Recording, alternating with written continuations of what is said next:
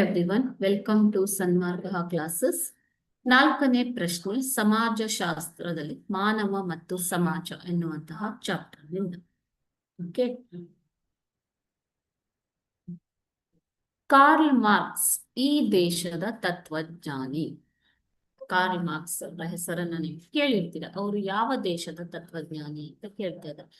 ಇವರು Karl Marx. Okay, options ನೋಡೋಣ. Option A Italy, option B Japan, option C Bharat ಮತ್ತು option D Germany. Okay, Karl Marx ಅವರು ಜರ್ಮನಿಯ ತತ್ವಜ್ಞಾನ ಅಲ್ವಾ.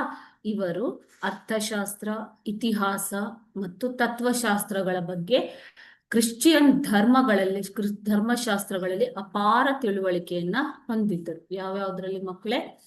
ಅರ್ಥಶಾಸ್ತ್ರ,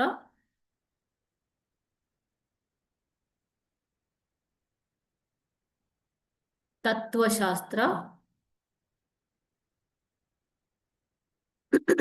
ಇತಿಹಾಸ ಮತ್ತು ಕ್ರಿಶ್ಚಿಯನ್ ಧರ್ಮಶಾಸ್ತ್ರಗಳಲ್ಲಿ ಅಪಾರ ತಿಳುವಳಿಕೆಯನ್ನ ಹೊಂದಿದ್ದರು.